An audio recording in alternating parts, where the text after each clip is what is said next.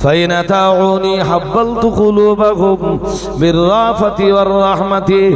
হে দুনিয়ার মানুষেরা, তোমরা যদি আমি আল্লাহ আমার আনুগত্য করো, তোমরা যদি আমার আইনকে মেনে নাও, আমার সংবিধানকে যদি মেনে নাও, তোমরা যদি আমার আইনের প্রতি দুশমনি না করো, আমার আইনের বিরোধিতা যদি না করো, হাব্বালতু কুলুবাকুম বিররাফাতি ওয়ার রাহমাতি, তোমরা আমার আইনকে মেনে নিলে, আমার কুদরতি এই দুই আঙ্গুলের মাঝখানে ফেলে তোমাদের রাজা বাদশাদের অন্তরগুলোকে আমি আল্লাহ নরম করে দিব।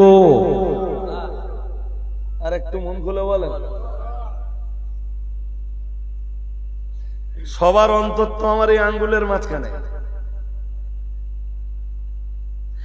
আমার কুদরতি আঙ্গুলের মাঝখানে যখন তামাম দুনিয়ার রাজা বাদশাদের অন্তর, তাহলে তোমরা আমার আইনকে মেনে নিলে আমি তোমাদের রাজা বাদশাদের অন্তরকে কি করব? জোরে বলে না, কি করব?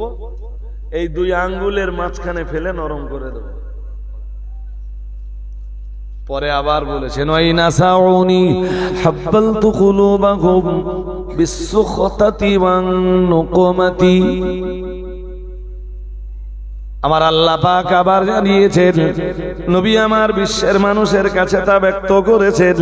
মহান আল্লাহ জানিয়েছেন, শোনো বান্দা, তবে তোমরা যদি আমার আনুগত্য না করো, আমার আইনের কাছে যদি আত্মসমর্পণ না করো, আমার সংবিধান যদি তোমাদের ভালো না লাগে, এটাও জেনে রাখো, হাব্বালতু কুলুবাকুম বিসসুখতাতি ওয়া নুকমাতি, আমার কুদরতি আঙ্গুলের মাঝখানে ফেলে তোমাদের রাজা বাদশাদের অন্তরগুলোকে এমন কন্ডিশন করে দেব, তোমাদের রাজা বাদশাদের অন্তর তোমাদের প্রতি জুলুম অত্যাচারে ভরপুর হয়ে উঠবে, আর ওরা তখন তোমাদের প্রতি অত্যাচারের স্টিম রুলার চালিয়ে দেবে। বলুন নাউজুবিল্লাহ। আর একটু জোর করে বলেন। এই শেষের দিকে এসে আমার কাছে যেই কথা শুনলেন, তাতে নিটফলটা কি দাঁড়ালো? আমরা ঠিক আছি? জোরে বলেন। আর আমরা ঠিক না থাকলে আল্লাহ আমাদের জন্য দুনিয়ার রাজা বাদশাদের অন্তরগুলো কঠিন করে দেবেন, আর দুনিয়ার রাজা বাদশারা তখন আমাদের উপরে অত্যাচারের স্টিম রুলার চালাবে। একটা সোজা কথা মনে রাখুন ভাই, যে এই ভারতবর্ষের রাজা বাদশাদের কেউই বলো মুসলিমদের, কেউই, চাই আপনি যার কথাই বলেন,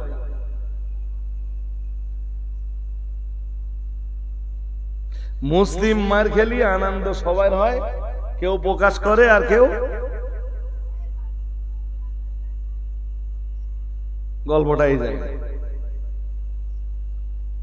এবার যদি বলেন না হুজুর এই পার্টি পাল্টে ওই পার্টি আনবো, ওই পার্টি পাল্টে ওই পার্টি আনবো, ওই পার্টি পাল্টে ওই পার্টি আনবো, পার্টি যাই আনেন, ফলাফল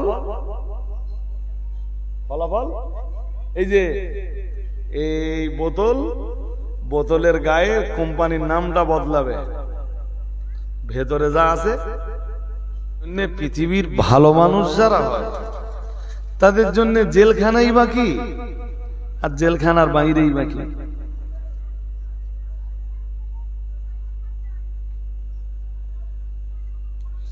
আপনি আপনার পরিবারের একমাত্র উপার্জনকারী, কোন কারণে যদি আপনাকে কেউ ফাঁসিয়ে দেয় আর যদি 12 বছর জেল কাটতে হয়, আমি বলছি এরপরেও আপনার চিন্তা করা উচিত না যে আমার পরিবার কি খাবে। আপনি জেলখানায় বসে বসে শুধু আল্লাহর ইবাদত করেন। ওদের খাওয়ানোর জিম্মাদারি আপনার উপরে না, আসল জিম্মাদারি বলুন কার উপরে? আরে বহু পরিবার থেকে তো দেখি 4-5টা কচি কাঁচা, বাবা হঠাৎ মারা গেল,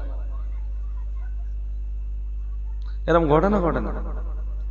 তো সেই পরিবারের বাচ্চা কাচ্চা আর মানুষ হয় না? তারা বড় হয় না? তারা না খেয়ে থাকে?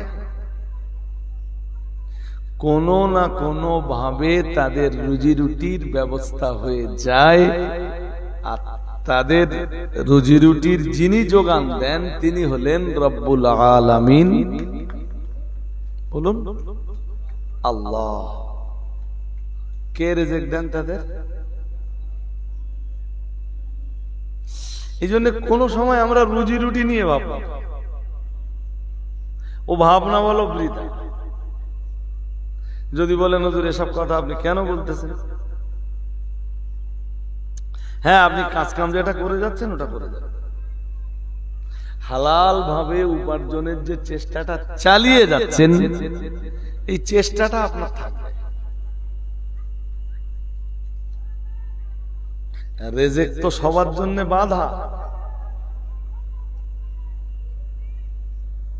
এই যে আমরা কি খাবো আল্লাহ এটা নির্ধারণ করে রেখেছেন, এখন নির্ধারণ হবে তা না, নির্ধারণ হয়ে গেছে। সুবহানাল্লাহ।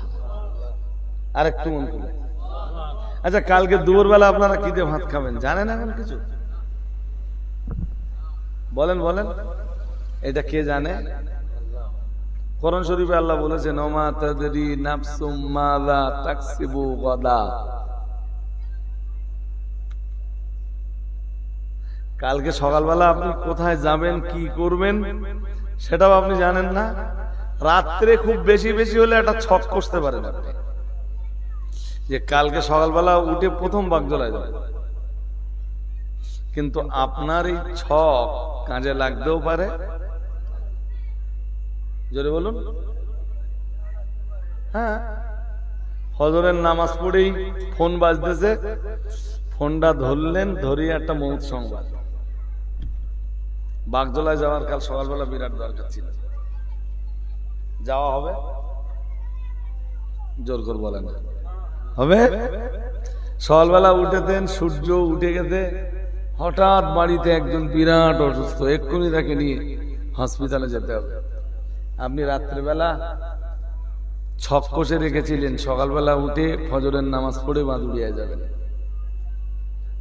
যাওয়া হবে? এই জন্য আপনি কোথায় যাবেন সেটাও আপনি জানেন না, আর কি করবেন সেটাও আপনি জানেন না, আগামী কাল কি খাবেন সেটাও আপনি। আরে জোরে বলছেন না কেন? না, সত্যি জানেন না, আমিও জানি না। আপনি একটা সহজ কথা বুঝে দেখেন, আমি তো ধরুন এখন তো বর্ষাকাল, নইলে কার্তিক আশ্বিনের শেষের দিক থেকে, আর কার্তিক অগ্রহণ পৌষ মাঘ ফাল্গুন চৈত্র, মাঝখানে যদিও রোজা থাকে, বৈশাখ জ্যৈষ্ঠ, টানা 8 মাস 9 মাস প্রায় জলসা। যেখানেই জলসায় যাই তারা খাওয়া দাওয়ার জোগাড় করে। তা যখন 3টে করে জলসা হয়, মনে করেন ভোর 2:30, 3টে, 3:30, 4টের সময় বাড়ি যায়, তা যত জায়গায় জলসায় যাই তারা ভালো বাজার টাজার করে রান্না বান্না করে, বাট আমি তো খাই না। ধরুন গরমকাল, বৈশাখ মাস, ওরা রাত্রেবেলা রাত 9টা 9:30টার দিকে খানা পিনা করে, খানা পিনা সেরে দিয়ে ভাতে পানি দিয়ে শুয়ে পড়ল। আমি ভোরবেলা বাড়ি দিয়ে পানি দেওয়া ভাত খাচ্ছি। এইটাই আমার জন্য আল্লাহর বরাদ্দ। ভোরবেলা এই পান্তা খাবো, এটা বরাদ্দ করে রেখেছেন কে? কিন্তু মাঝে মাঝে ধরেন আমার এই 2-1জন ভাতিজা ভাইপো আর কি, ওরা বললো বাবা আজকে দাউদে যাবো, তো ওঠ। তা প্রথম সন্ধ্যাবেলা এক জায়গায় খেয়ে নিলে, 8টা বাজে, তখন ওরা খাওয়ার জন্য ডাক না খেয়ে।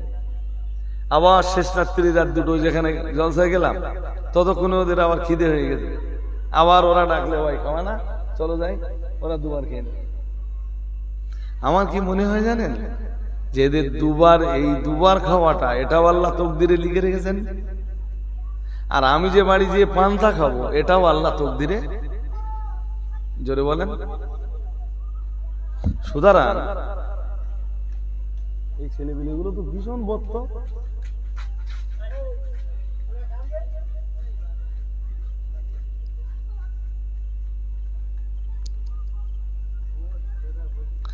এই কারণেই আপনাকে বলছি যে রুজি রুটি নিয়ে ভাই সাহেব ভাববার কিছু কিছু না।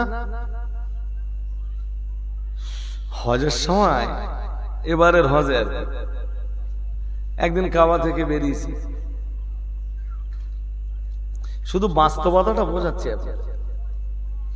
তা কাবা থেকে বেরিয়ে কিছু দূর আসবার পরে মাদিন সাহেবের সাথে দেখা। অত ভিড় ভাট্টার ভিতরে সচরাচর দেখা হয় না, সেদিন ফোনও করিনি। মাদিন সাহেবের সাথে দেখা, তা দুজন দাঁড়িয়ে দাঁড়িয়ে গল্প করছি। তা মাদিন সাহেব আমাকে বলছে এক জায়গায় যাবে। আচ্ছা কোথায় যাবে? তো চলো না অন্য একটা বিল্ডিং এ যাবো। সেখানে গুজরাটের আহমেদাবাদের এক হাজি থাকে, আমারও পরিচিত, মাদিন সাহেবেরও পরিচিত। সে লোক আহমেদাবাদে থাকে, আর আহমেদাবাদ থেকেই তিনি হজে গেছেন।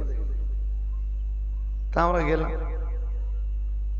যে তাদের রুমে বসলাম। বসতেই দেখি ওরা দস্তরখানা বিছাচ্ছে,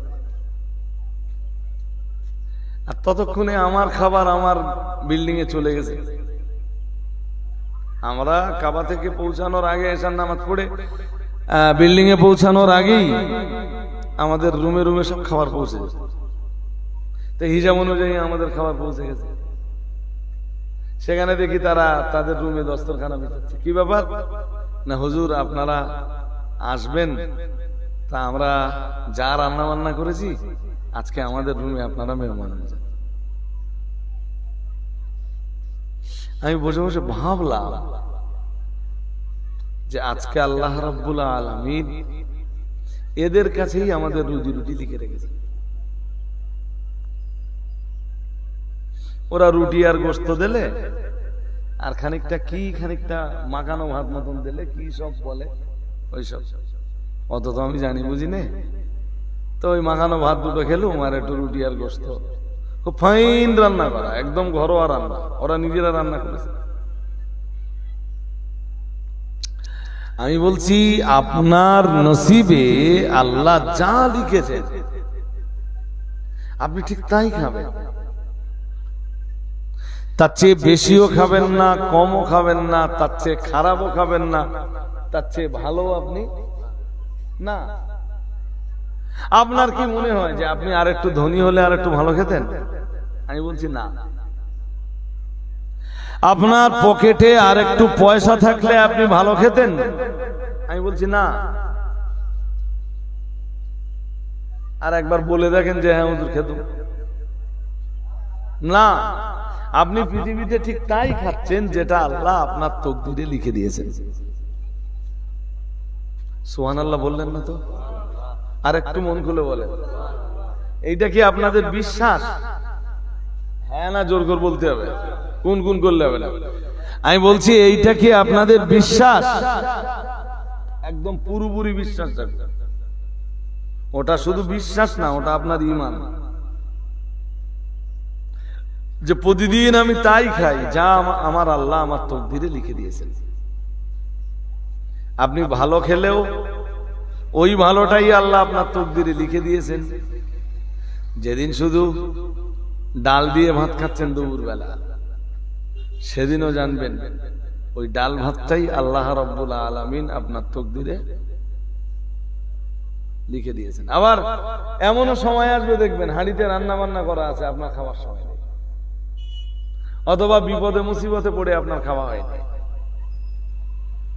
এরম সময়ও আসবে। তা যেদিন খাওয়া হয় না সেদিন আপনি রাগ করবেন না। রাতের বেলা বাড়িতে এসে দেখলেন যে বিড়ালে হাঁড়িতে মুখ দিয়েছে, আপনি গিন্নির উপরে রাগ করে আর কি করবেন?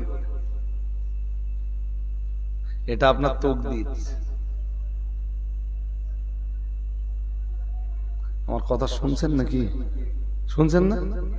হ্যাঁ, মাছ কিনে এনেছিলেন, গিন্নির কাছে মাছ দিতেছেন, সে মাছ বিনালে চলে গেছে। ওটা কি কথা বলে? হ্যাঁ, গিন্নিরে বলেছিলেন যে মাছটা ভালো করে জোর করো, ও তো ভয়ে ভয়ে আছে যে বাড়ি এসে কি বলবেন তার ঠিক নেই। আপনি ওর উপর রাগ করেন না, ওইটাই আপনার তকদির, ওটা আপনার নসিবে না, ওটা বিড়ালের নসিবে ছিল। আমি কি বোঝাতে পারছি আপনাদের? হ্যাঁ, চটপট অনেকে রাগ ঝাল করে গিন্নির উপরে দুমদাম কষিয়ে দেয়, এগুলো তো অ্যাকচুয়াল বুদ্ধিমত্তার পরিচয় না। চলুন, আমি যেটা বলছিলাম যে একজন আল্লাহওয়ালা, একজন আমেল মানুষের জন্য আমি বলছি জেলখানার ভিতরটাও ভালো, জেলখানার বাইরেটাও।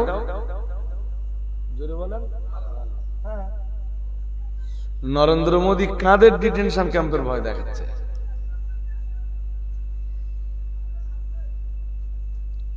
ভারতবর্ষের নাগরিকত্বের প্রমাণ যদি আমাদের দিতে হয় তো সবার আগে তো নাগরিকত্বের প্রমাণ নরেন্দ্র মোদীর দেওয়া উচিত।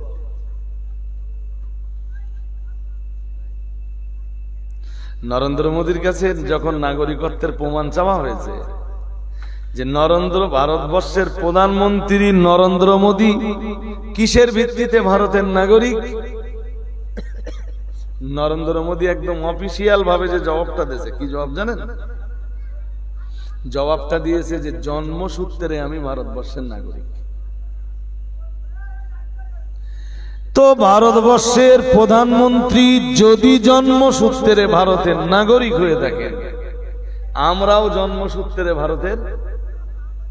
আমাদের জন্ম তো পাকিস্তানে না, আমাদের জন্ম তো বাংলাদেশে না, শ্রীলঙ্কায় না, আমাদের জন্ম ইরান আর ইরাকে না, লিবিয়া লেবাননে না, আমাদের জন্ম মিশরে কিংবা আমেরিকায় না, আমাদেরও জন্ম এই ভারতবর্ষের মাটিতে। অতএব নরেন্দ্র মোদী যদি জন্মসূত্রে ভারতবর্ষের নাগরিক হয়ে থাকেন, আমরাও জন্মসূত্রে ভারতবর্ষের নাগরিক। অনেকে টেনশনে আছে। এই 2-3 দিন আগে একজন বলছিল হুজুর খুব টেনশনে আছে। কেন এত টেনশন কেন? তাহলে হুজুর যদি এসআইআর হয়, উফ ওই টোটোটা হয়, আলো বন্ধ করুক, খুব লাগছে চলে। কি গাড়ি থাকে জানি, ব্যাপক লাগছে।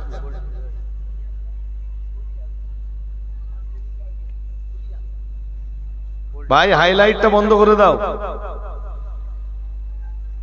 এবার ঠিক আছে। আমার দিকে তাকান। আপনাদের কাছে এমনি তো হাসি মাঝে মাঝে, আর এসে নসিহত করা হয়। তো আজকে কিছু শিক্ষামূলক উপদেশ, যে কথাগুলোর, আমার দিকে তাকান, আমার দিকে, যে কথাগুলোর ভিতর থেকে আপনি কিছু শিক্ষা পেতে পারেন। তাই বললাম ভাই টেনশনের কি আছে? তো বলে না, যদি এসআইআর হয় আর আমার নাম যদি বাদ যায়, আর তোমার নাম যদি নাই বা থাকে, আমার না, এই নিয়ে কোনোদিন টেনশন, একদম মনের কথাটা শেয়ার করছি। আমার নাম যদি লিস্টে নাও আসে, যদিও 2002 সালের ভোটার লিস্টে আমার নাম আছে, আমি 2002 সালে প্রথমবার ভোটার। এরপরও আমি বলছি, যদি 2025 সালের ভোটার লিস্টে আমার নাম জায়গা না পায়, আমি তার জন্য কোনোদিন টেনশন করবো না। তো আমি টেনশন করি কি করবো? এমনি ভোট দেইনি, 2বার 3বার 4বার পরে একবার ভোট দেই। যখন মন হয় দেই, আর যখন মন না হয় দেই না। আমার কথা মন দিয়ে শোনেন, এসআইআর নিয়ে কেউ যেন টেনশন করবেন না। আপনার নাম যদি নাও বা আসে, দেখবেন যদি আল্লাহ রাজি থাকে, আমি দায়িত্ব নিয়ে বলছি, পরের বার ভোট আসবার আগে আপনার নাম আমার লিস্টে উঠে যাবে। যেতেই পারে, নতুন করে যদি এসআইআর হয় আপনার নাম নাও বাঁচতে পারে। এই নিয়ে ভেঙে পড়া, টেনশন করার, আচ্ছা নাই বা এলো, জেলখানায় দেবে, কথা বলা অসুবিধে কি? আরে আমি তো ঈমানদার, আমি যেখানে যাব সেখানে আল্লাহকে ডাকবো। কারে ডাকবো? জোরে বলে না। আমি যেখানে যাব সেখানে সাজদা আল্লাহর জন্য দিব। টেনশনের কি আছে? তবে এটা ঠিক যে ভারতবর্ষে বিজেপি সরকার বা ভারতীয় জনতা পার্টির সরকার এই ভারতবর্ষে যবে থেকে এসছে না, এরা কখনোই ভারতবর্ষের নাগরিকদেরকে স্বস্তিতে থাকতে দেয়নি, আর যতদিন থাকবে এরা মানুষকে স্বস্তিতে থাকতে দেবে না। এরা কখনো নোটবন্দি, তো কখনো এনআরসি, কখনো এনপিআর, কখনো এসআইআর, কখনো কাশ্মীরের 370 ধারা রদ, আর কখনো বাবরি মসজিদের মামলা। ভারতবর্ষের যে আদালতগুলো আছে, আমি খুব কষ্টের সাথে বলছি, আজকে 15ই আগস্ট স্বাধীনতা দিবসে আপনাদেরকে বলছি, ভারতবর্ষের যে আদালতগুলো আছে না, ভারতবর্ষের আদালতের উপরে শ্রদ্ধা জানিয়েই বলছি। আমি এখনো বলছি ভারতবর্ষের আদালতের উপরে আমার আস্থা আছে, যদি সেগুলো ক্লাব ঘরে পরিণত না, যদি সেগুলো রাজনৈতিক পার্টি অফিসে পরিণত না হয়, যদি ভারতবর্ষের বিচারপতিরা নেতাদের আঙ্গুল হেলানি অনুযায়ী বিচার না করে। বিচার ব্যবস্থার উপরে আস্থা ছিল, আছে, আগামী দিনও জোরে বলেন হ্যাঁ। কিন্তু আমরা তো একদম দেখতেই পাচ্ছি যে ভারতবর্ষের এক শ্রেণীর নেতা লিডাররা যা বলে দিচ্ছে, পরের দিন আদালতে সেইটাই হচ্ছে। তো এইটাকে আমি আদালত বলবো না পার্টি অফিস বলবো? আরে কথা বলেন না কেন? বলবেন তো, এটা কি বলবো? ন্যায্য বিচার পাওয়ার অধিকার ভারতবর্ষের প্রত্যেক নাগরিকের আছে, এরই নাম স্বাধীনতা। যে দেশে আপনি নাগরিক বলে পরিচয় দেওয়ার পরেও আপনার যদি সে দেশের মাটিতে দাঁড়িয়ে ন্যায় বিচার পাওয়ার অধিকার না থাকে, তাহলে আপনি স্বাধীন না, আপনি পরাধীন। আপনাকে ভাবতে হবে যে 1947 সালে ব্রিটিশদের হাত থেকে ভারতকে স্বাধীন করা গেলেও আমার ভারতবর্ষে যে ব্রিটিশরা আছে এখনো ভারতকে তাদের হাত থেকে স্বাধীন করা সম্ভব হয়ে ওঠেনি। আর তাই তো ভারতবর্ষে না বাঙালিরা যে ভাষায়, আমার কথায় আপনার বিরক্ত হচ্ছেন নাকি? হচ্ছেন না। বাঙালিরা আমরা যারা পশ্চিমবঙ্গে বাস করি, আমরা যে ভাষায় কথা বলি, উড়িয়ারা আবার সেই ভাষায় কথা বলে না, উড়িয়াদের ভাষা আলাদা। আবার উড়িয়ারা যে ভাষায় কথা বলে, তামিলরা সেই ভাষায় কথা বলে না। তামিলরা আবার যে ভাষায় কথা বলে, অন্ধ্রেরা সে ভাষায় কথা বলে না। অন্ধ্রপ্রদেশের নাগরিকরা যে ভাষায় কথা বলে, মধ্যপ্রদেশের নাগরিকরা সে ভাষায় কথা বলে না। এই যে ভারতবর্ষের বিভিন্ন স্টেটের বিভিন্ন ভাষা, এটাই ভারতবর্ষের মাটিতে বৈচিত্র্যের ভিতরে একটা ঐক্য। আমার ভাষা কঠিন হয়ে যাচ্ছে কিনা জানি না, এরে বলা হয় ভারতবর্ষে এই যে নানা ভাষাভাষী মানুষ, নানা বর্ণের মানুষ, দেখবেন কেউ সাদা, কেউ কালো, কেউ একটু মিডিয়াম, কেউ একটু লম্বা, কেউ একটু বেটে। এরপরে বিভিন্ন ধর্মের মানুষের বসবাস। এটাই হলো ভারতবর্ষের মাটিতে বৈচিত্র্যের ভিতরে একটা ঐক্য। যে বাংলা ভাষায় কথা বলছে সেও ভারতীয় নাগরিক, যে হিন্দি ভাষায় কথা বলছে সেও ভারতীয় নাগরিক, যে মানে তামিলের ভাষায় কথা বলছে সেও ভারতের নাগরিক, যে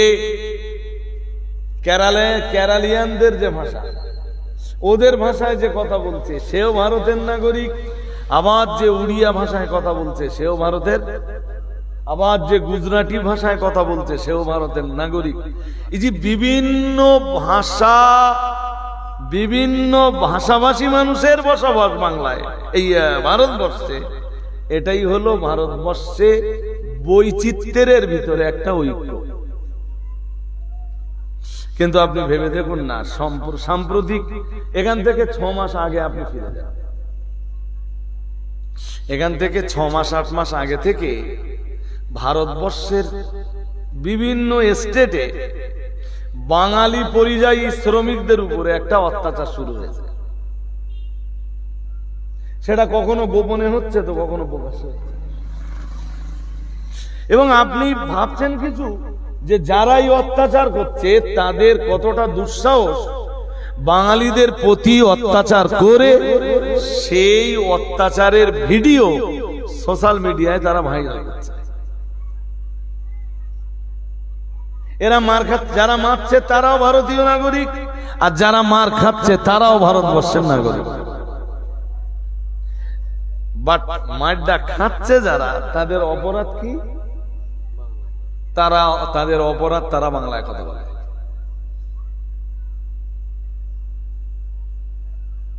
তাহলে পরিষ্কার বলে দেওয়া হোক যে পশ্চিমবঙ্গ ভারতবর্ষের কোন অঙ্গরাজ্য নয়।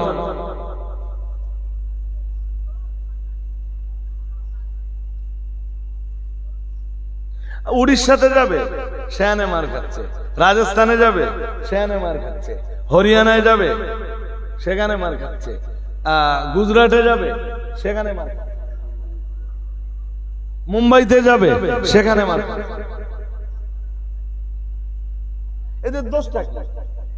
সত্যি কি ভারতবর্ষের আজকের যে পতাকা উত্তোলিত হলো 15ই আগস্টে, এটা ছিল ৭৯তম স্বাধীনতা দিবস। কত? স্বাধীনতার এই ৭৯ বছর কেটে যাবার পরেও কি সত্যি ভারতবর্ষের এই সমস্ত নাগরিকরা আজও স্বাধীন? আরে হ্যাঁ না বলবেন তো, এরা কি স্বাধীন? এটা কি আমাদের দেশের শাসকদের চোখে পড়ে না? এটা কি নরেন্দ্র মোদী আর নরেন্দ্র মোদীর ক্যাবিনেটে যারা আছে তাদের চোখে পড়ে না?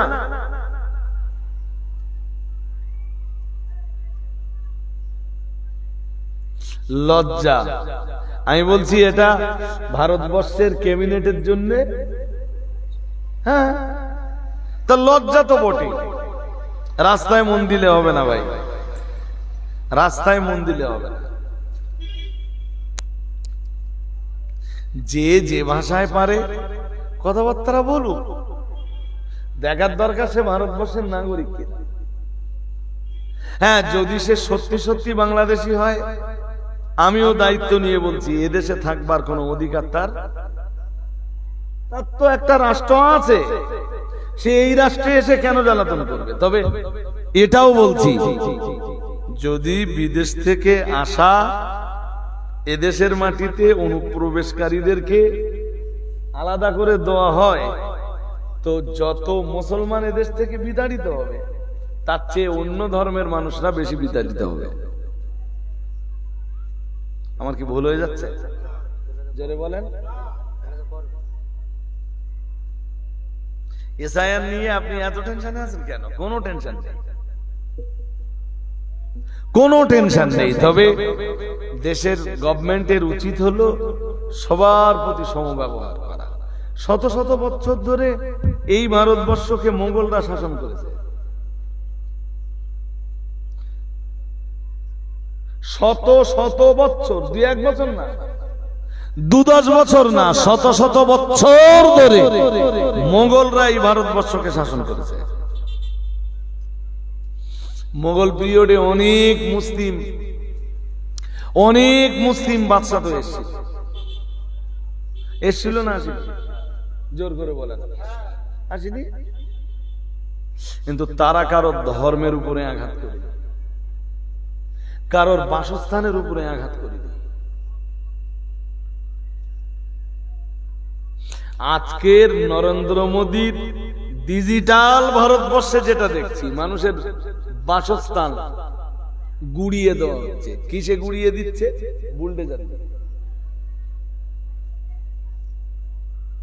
হাও হাও করে কাঁদছে তারা, যাদের বিল্ডিং গুলো গুড়িয়ে দেওয়া হচ্ছে।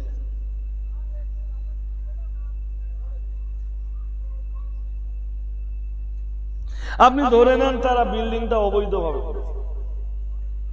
যেদিন এই বিল্ডিং গুলো অবৈধভাবে করা হয়েছিল, সেদিন নরেন্দ্র মোদী সরকার কোথায় ছিল?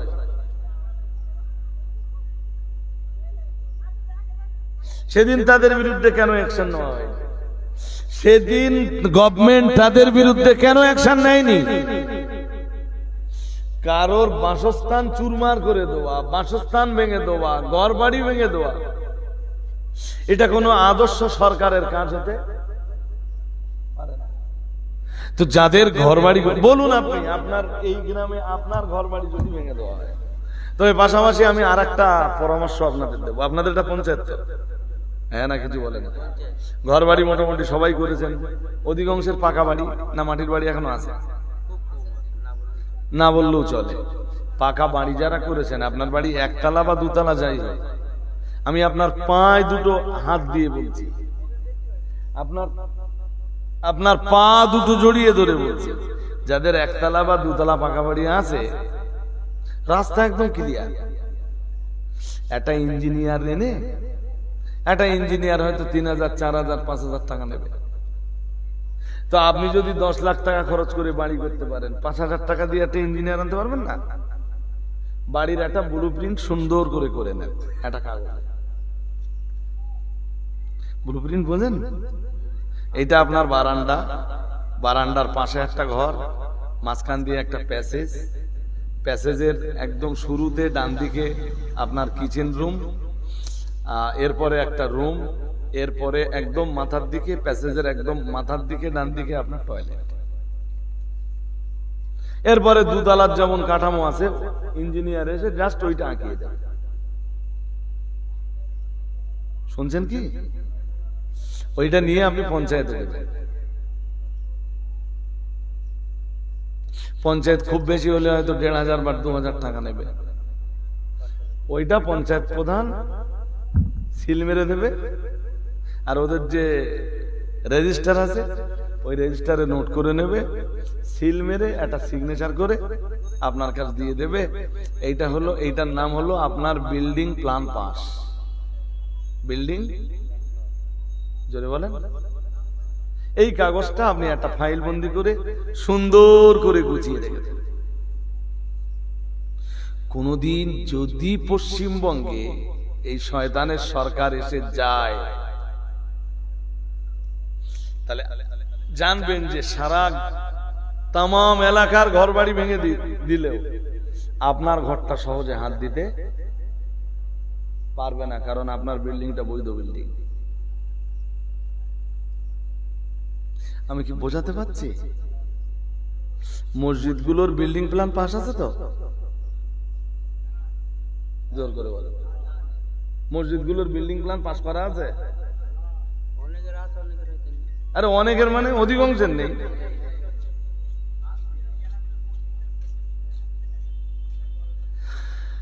আমি এই যে ভাই সাহেব যারা আছেন, আপনাদেরকে রিকোয়েস্ট করছি, এনি কন্ডিশন মসজিদের বিল্ডিং প্ল্যানটা পাস করুন।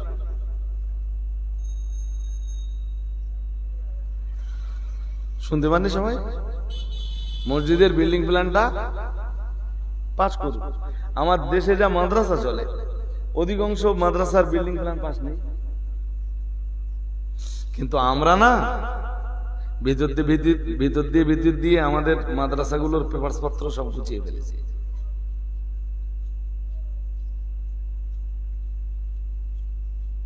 একটা প্রতিষ্ঠান চালাতে গেলে, একটা মাদ্রাসা চালাতে গেলে আমার দিকে তাকান, অন্তত 14 দফা পেপারস লাগে। আপনার মন হলো আর একটা বিল্ডিং তুলে দিলেন, মাদ্রাসা হিসাবে 5 বছর 10 বছর 20 বছর চালিয়ে দিলেন। আমি বলছি গভর্নমেন্ট যে কোনো মুহূর্তে হস্তক্ষেপ করে আপনার বিল্ডিং কেটে দিতে পারে।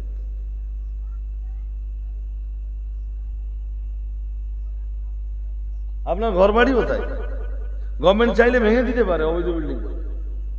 জলদি যদি আপনার বিল্ডিং প্ল্যান পাস করানো,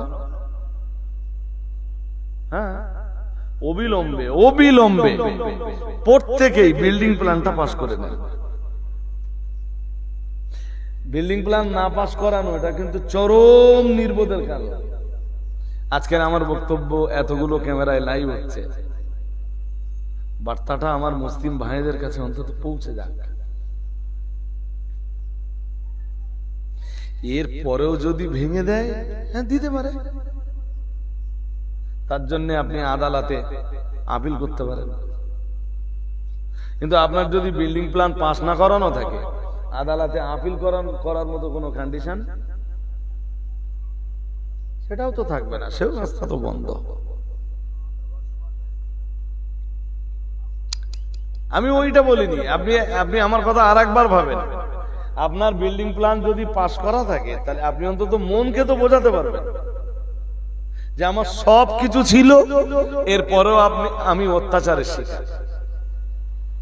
আর যদি আপনার কোনো কাগজপত্র না থাকে, তখন যদি ভেঙে দেয়, তখন আপনার আফসোস হবে যে কেন আমি কাগজটা করে রাখলাম।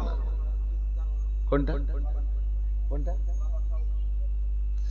এই ওয়াকফ সম্পত্তি নিয়ে আপনারা যতটা গবেষণা করেছেন, আপনাদের চাইতে হয়তো বলে বলছি একটু অর্ধেক হলেও আমরা হয়তো খানিকটা হলেও হয়তো বেশি গবেষণা করেছি। আপনি জানেন এই ওয়াকফ বিলের এগেনস্টে সরকার যে কালাকানুনটা তৈরি করেছে, এর পিছনে সরকারকে এই জায়গাতে পৌঁছে দেওয়ার পিছনে আমাদের মতো কিছু মুসলিমদেরই হাত আছে।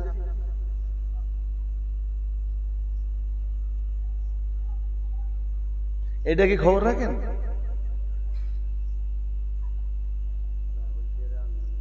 জানেন না? আচ্ছা, আপনারা এইটা কি জানেন যে ওয়াকফ সম্পত্তি আমাদের পূর্বপুরুষরা সম্পত্তি ওয়াকফ করে রেখে গেছেন, মসজিদে হোক মাদ্রাসায় হোক।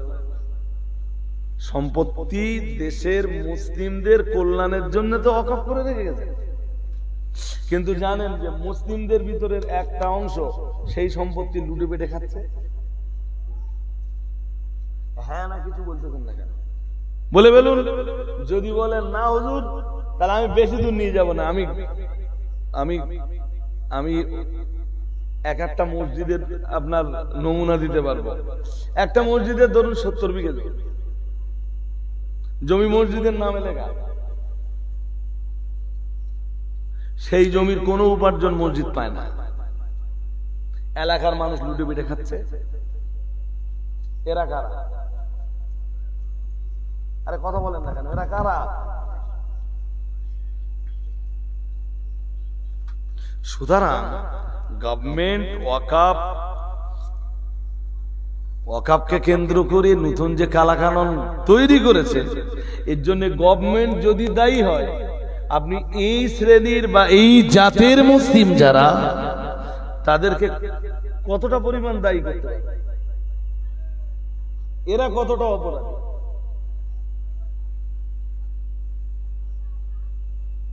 এদের জাত শেষ হোক, ধর্মস্থান শেষ হোক, এদের তীর্থস্থান শেষ হোক, মসজিদ শেষ হোক, মাদ্রাসা ধ্বংস হোক, এদের কমিউনিটি ধ্বংস হোক, সব ধ্বংস হোক, এদের পকেটটা ভর্তি হতে হবে।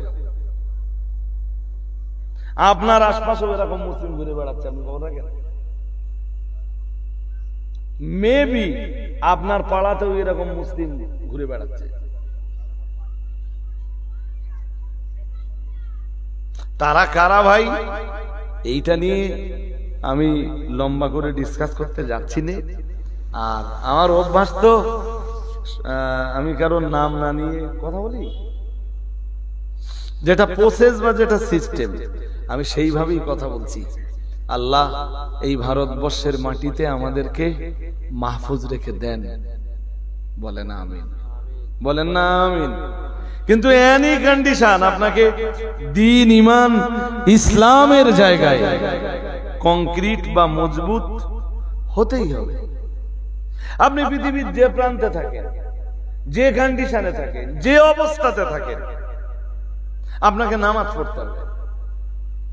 যোহর, আসর, মাগরিব, এশা, ফজর, এই যে 5 বারের নামাজ আল্লাহ ফরজ করে দিয়েছেন। এনি কন্ডিশন আপনাকে সালাতটা ঠিকঠাক, জোরে বলুন। আরে যাদের ভিতরে সালাত নেই, যাদের ভিতরে নামাজ নেই, তাদের মুসলিম বলে পরিচয় দেওয়ার অধিকার কতটা আছে? তুমি মুসলিম শুধু আধার কার্ডে, তুমি মুসলিম শুধু ভোটার কার্ডে, তুমি মুসলিম শুধু অ্যাডমিট কার্ডে, তুমি মুসলিম শুধু তোমার স্কুল সার্টিফিকেটে, তুমি মুসলিম শুধু তোমার মার্কশিটে, তুমি মুসলিম শুধু তোমার ব্যাংকের বইতে। যদি তোমার ভিতরে একজন মুসলিমের আচরণ ফুটে না ওঠে, যদি তোমার ভিতরে নামাজ না জায়গা পায়, যদি তোমার ভিতরে রোজা না জায়গা পায়, যদি তোমার ভিতরে অর্থের যাকাত দেওয়ার প্রবণতা তৈরি না হয়, যদি ইসলামী কানুন, ইসলামী বিধিবিধানকে মেনে নেওয়ার মতো স্বচ্ছ পরিচ্ছন্ন একটা মন তোমার ভিতরে তৈরি না হয়, তুম কেসা মুসলিম? মুসলিম তো সে যে আল্লাহর আইনের কাছে নিজেকে সুপে দিতে পেরেছে। আল্লাহ এইটা আপনার আইন, ঠিক আছে আমি মাথা পেতে মেনে নিলাম। আল্লাহ এইটা আপনার হুকুম, আমি আজ থেকে পালন করব। আল্লাহ এইটা আপনার নিষেধ, আপনি নিষেধ করে দিয়েছেন, ঠিক আছে আই অ্যাম এ মুসলিম, আমি একজন মুসলিম, আজ থেকে আপনার আইনের কাছে আমি আত্মসমর্পণ করছি, আমি এইটা আজ থেকে আর করব না। মুসলিমরাও না আজ শুধু নাম কাওয়াস্তে মুসলিম, ইসলামের যে গৌরব, যে ঐতিহ্য ছিল মুসলিমদের ভিতরে, সেই গৌরব ফুটে উঠে। আমার বারবার কথাটা মনে পড়ে, অক্সফোর্ড ইউনিভার্সিটির একজন ম্যাডাম, একজন জেন্টস লেকচারারকে বলেছিলেন, মুসলিম লেকচারার তিনি বলেছিলেন, স্যার আপনাদের কোরআন শরীফ আমাকে একটা দেবেন, আমি একটু পড়ে দেখি আপনাদের কোরআনে কি আছে। খুব মন দিয়ে শুনুন, আমি এই কথাটা বলে আমার বক্তব্যের সমাপ্তির দিকে যাব। স্যার আপনাদের কোরআন একটা আমাকে দেবেন, একটু পড়ে দেখি কি আছে কোরআনে। উনি খ্রিস্টান, ম্যাডাম খ্রিস্টান, তো নো প্রবলেম। তো খ্রিস্টান ম্যাডামকে তো আরবি কোরআন দিলে পড়ে বুঝতে পারবে না, তো ইংরেজিতে ট্রান্সলেট করা একটা কোরআন পরের দিন ম্যাডামের হাতে ধরিয়ে দাও যে এইটা আপনি পড়ে দেখে নেবেন আমাদের কোরআনে কি আছে। ম্যাডাম এই কোরআনটা হাতে পাবার পরে, উনি তো হায়ার এডুকেটেড, কয়েকবার আল্লাহর এই কোরআনটা আদ্য পান্ত শুরু থেকে শেষ কয়েকবার পড়ার পর যেদিন স্যারকে কোরআনটা ফেরত দিচ্ছিলেন, এইটা মনে করুন কোরআন শরীফ স্যারের হাতে তুলে দিচ্ছেন, কোরআন স্যার আপনি যে কোরআনটা দিয়েছিলেন আমি আদ্যপান্ত কোরআনটা পড়েছি, এবার ফেরত দিচ্ছি আপনাকে। ওই দিন বলেছিলেন, স্যার আপনাদের কোরআন আমি A to Z পড়েছি, কিন্তু বর্তমান বিশ্বের মুসলিমদের সাথে বর্তমান পৃথিবীর মুসলিমদের সাথে এই কোরআনের আর কোন সাদৃশ্যতা পাওয়া যায় না। অর্থাৎ কোরআনে আছে একরকম, আর বিশ্বের মুসলিমদের চরিত্রের জায়গা পেয়েছে। উনি কোরআনটা ফিরিয়ে দেওয়ার দিন বলেছিলেন, স্যার আপনাদের আর একটা কোরআন আছে না, সেইটা দেন, সেইটা একটু পড়ে দেখি। স্যার বলেছিলেন, ম্যাম অল ওয়ার্ল্ডে মুসলিমদের কোরআন একটাই। আপনি পাকিস্তানে যান, যে কোরআন, ইন্ডিয়াতে সেই কোরআন। 2023 সালে হজ থেকে ফিরে আসার সময় একটা কোরআন শরীফ দিয়েছিল। সেই কোরআনটা এখন সবসময় আমার ব্যাগে থাকে, অল টাইম আমার যে ব্যাগটা সঙ্গে থাকে ওই ব্যাগে রেখে দেই। আর পৃথিবীর যে প্রান্তে সুযোগ পাই ওই কোরআনটা বার করে একটু তেলাওয়াত করি। কোরআনটা সৌদি সরকার গিফট দিয়েছিল 2023 সালে, 23-এর হজ থেকে ফিরবার সময়।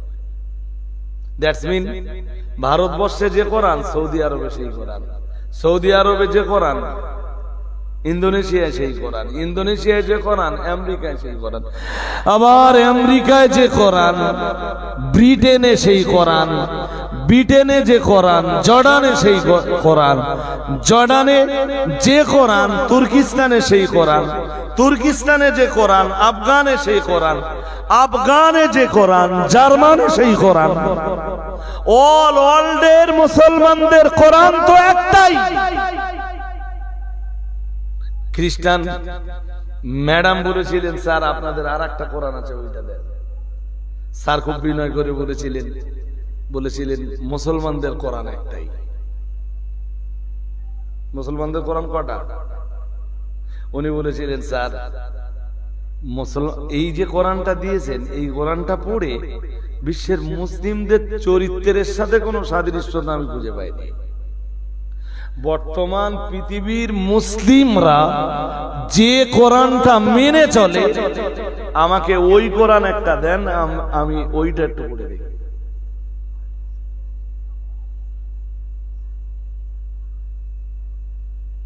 এটা জাতির জন্য লজ্জা, কমিউনিটির জন্য লজ্জা।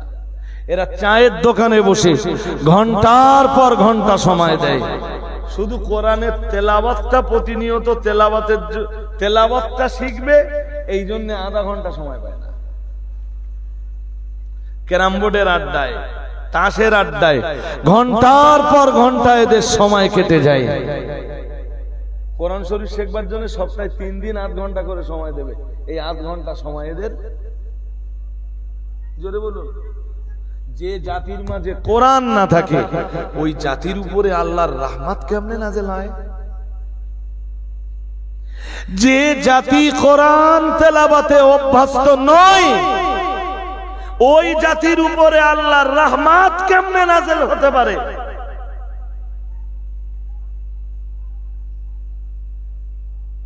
কোরআনের বহু জায়গাতে আল্লাহ তো বলেই দিয়েছেন এই কোরআন রহমত, এই কোরআন মানব জাতির জন্য রহমত, রহমত, রহমত। সুবহানাল্লাহ বলেন। সেই কোরআন নামের রহমতটাকে যে জাতি নিজেদের হাতে তুলে নিতে পারল না, যে জাতি আল্লাহ সেই রহমতটাকে বুকে জড়িয়ে ধরতে পারল না, সেই জাতি আল্লাহর রহমতের আশা কেমনে করতে পারে?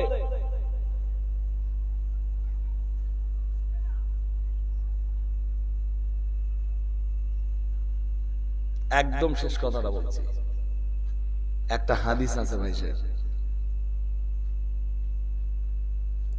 ইন্না কুলুবান নাসি ওয়া কুলুবা মুলুকিহিম বাইনা ইসবাইহি মিন আসাবি'ir রহমান। মহান আল্লাহ পাক নিজেই জানিয়েছেন, এটা হাদিসে কুদসি। আবার বলছি, এটা কোরআনের আয়াত নয়, এটা হাদিসে কুদসি। আল্লাহ পাক নিজেই জানিয়েছেন, বিশ্বের দরবারে সেটা ব্যক্ত করেছেন মুহাম্মাদুর রাসূলুল্লাহ সাল্লাল্লাহু আলাইহি ওয়াসাল্লাম। নবী আমার জানিয়েছেন, ইন্না কুলুবান নাসি ওয়া কুলুবা মুলুকিহিম মহান আল্লাহ ঘোষণা দিয়েছেন, নিশ্চয়ই তামাম দুনিয়ার মানুষদের অন্তর আর তামাম দুনিয়ার রাজা বাদশাদের অন্তর বাইনা ইসবাইহি মিন আসাবির রহমান। আমার আল্লাহ জানিয়েছেন, এটা তো আমি আল্লাহ, আমি রহমান, আমার দুইটা কুদরতি আঙ্গুলের মাঝখানে। সুবহানাল্লাহ বলুন। পৃথিবীর তামাম দুনিয়ার মানুষের অন্তর আর দুনিয়ার রাজা বাদশাদের অন্তর। রাজা বাদশাদের কথাটা একটু আলাদা করে বলা হয়েছে হাদিসে কুদসিতে। আল্লাহ বলেন, তামাম দুনিয়ার রাজা বাদশাদের অন্তর রহমানের কুদরতি দুটি আঙ্গুলের মাঝখানে। শোনো, فإن أطاعوني حبلت قلوبهم بالرأفة والرحمة। হে দুনিয়ার মানুষেরা, তোমরা যদি আমি আল্লাহ আমার আনুগত্য করো, তোমরা যদি আমার আইনকে মেনে নাও, আমার সংবিধানকে যদি মেনে নাও, তোমরা যদি আমার আইনের প্রতি দুশমনি না করো, আমার আইনের বিরোধিতা যদি না করো, হাব্বালতু কুলুবাকুম বিররাফাতি ওয়ার রাহমাতি, তোমরা আমার আইনকে মেনে নিলে, আমার কুদরতি এই দুই আঙ্গুলের মাঝখানে ফেলে তোমাদের রাজা বাদশাদের অন্তরগুলোকে আমি আল্লাহ নরম করে দিব। আর একটু মন খুলে বলেন, সবার অন্তর তো আমার এই আঙ্গুলের মাঝখানে। আমার কুদরতি আঙ্গুলের মাঝখানে যখন তামাম দুনিয়ার রাজা বাদশাদের অন্তর, তাহলে তোমরা আমার আইনকে মেনে নিলে আমি তোমাদের রাজা বাদশাদের অন্তরকে কি করব? জোরে বলে না, কি করব? এই দুই আঙ্গুলের মাঝখানে ফেলে নরম করে দেব। পরে আবার বলেছেন, ওয়াইনা সাউনি হাব্বালতু কুলুবাকুম বিসসুখতাতি ওয়ান নুকমাতি। আমার আল্লাহ পাক আবার জানিয়েছেন, নবী আমার বিশ্বের মানুষের কাছে তা ব্যক্ত করেছেন। মহান আল্লাহ জানিয়েছেন, শোনো বান্দা, তবে তোমরা যদি আমার আনুগত্য না করো, আমার আইনের কাছে যদি আত্মসমর্পণ না করো, আমার সংবিধান যদি তোমাদের ভালো না লাগে, এটাও জেনে রাখো, হাব্বালতু কুলুবাকুম বিসসুখতাতি ওয়ান নুকমাতি, আমার কুদরতি আঙ্গুলের মাঝখানে ফেলে তোমাদের রাজা বাদশাদের অন্তরগুলোকে এমন কন্ডিশন করে দেব, তোমাদের রাজা বাদশাদের অন্তর তোমাদের প্রতি জুলুম অত্যাচারে ভরপুর হয়ে উঠবে, আর ওরা তখন তোমাদের প্রতি অত্যাচারের স্টিম রুলার চালিয়ে দেবে।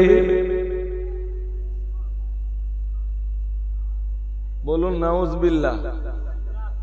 আর একটু জোর করে বলেন।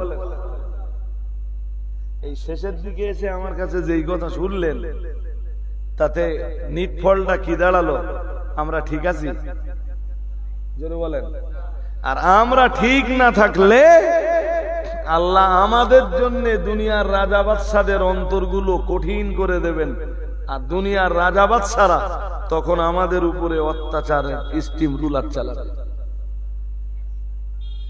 একটা সোজা কথা মনে রাখুন ভাই, যে এই ভারতবর্ষের রাজা বাদশাদের কেউই বলো মুসলিমদের না, কেউই, চাই আপনি যার কথাই বলেন।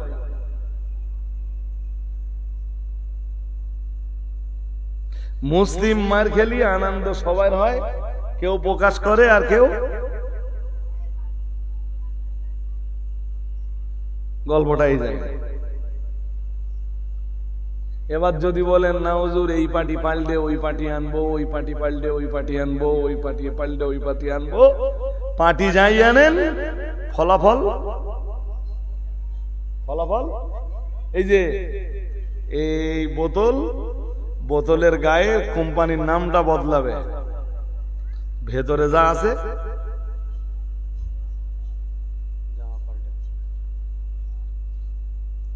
আমার কি কথা বুঝতেছেন নাকি?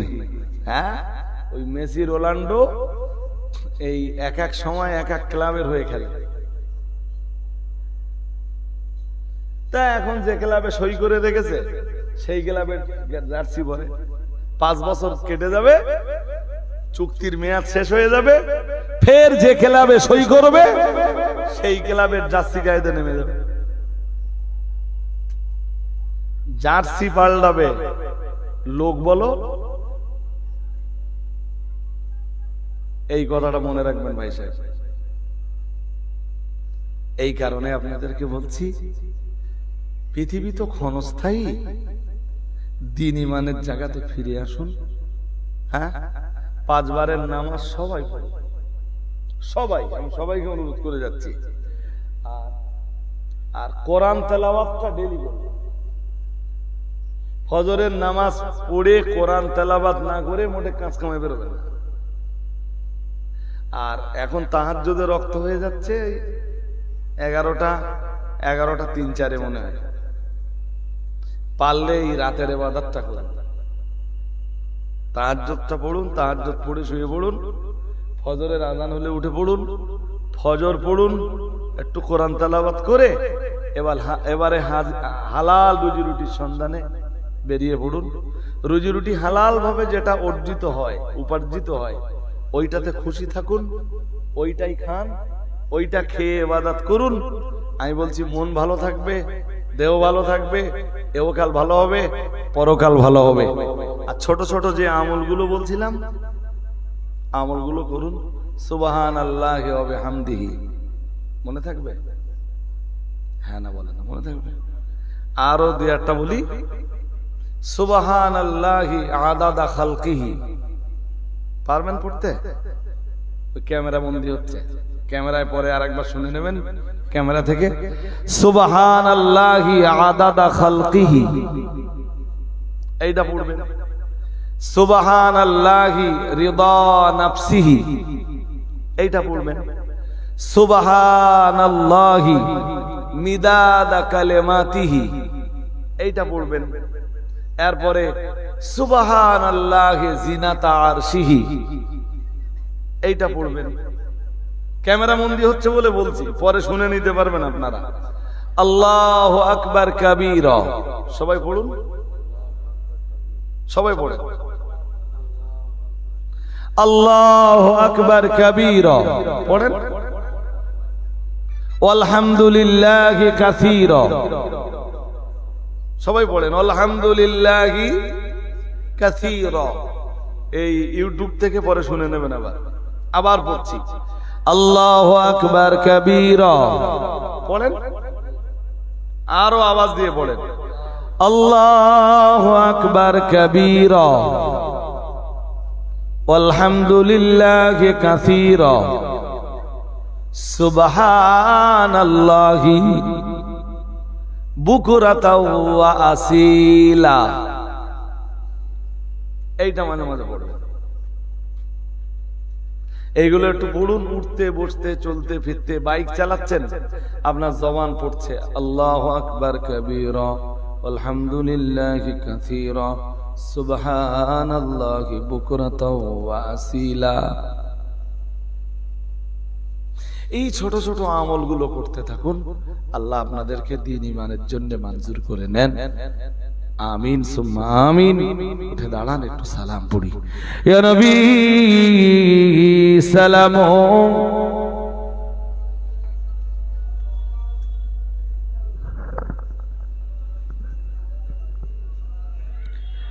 ইয়া হাবিবি সালাম আলাইকা,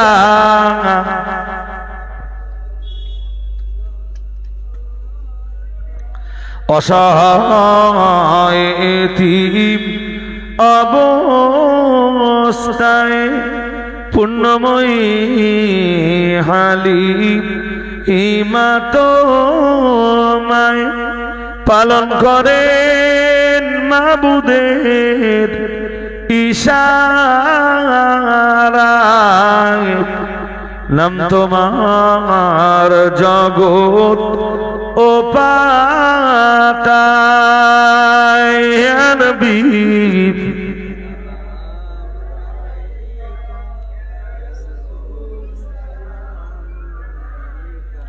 ইয়া হাবিবি সালামু আলাইকা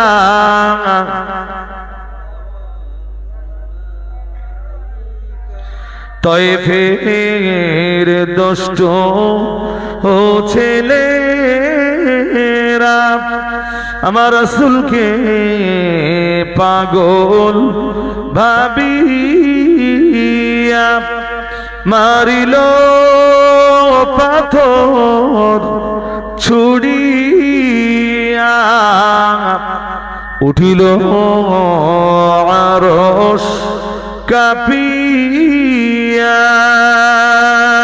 ইয়া নবী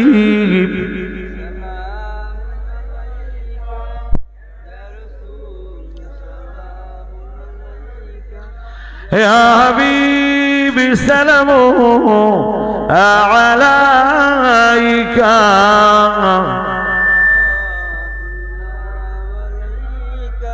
يا رب سلم وسلم دائما ابدا على نبيك خير الخلق كلهم بجر مريد السلام برمسيد نبي ربنا مدام بلغ العلا بكماله كشف الدجى بجماله حسنت جميع خصاله صلوا عليه وآله اللهم صل على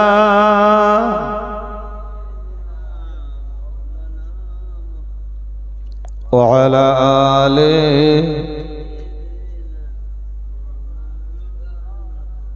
হাজিরিনে মজলিস একবার সূরা ফাতিহা তিনবার সূরা ইখলাস কয়েকবার দরুদ শরীফ পড়ুন সবরসানি হবে আর এই পড়তে পড়তে 12টা ছুঁই ছুঁই 5 মিনিট হার্ডলি 5 মিনিট প্রতি বছরই মজলিসটা হয় আপনারাই করেন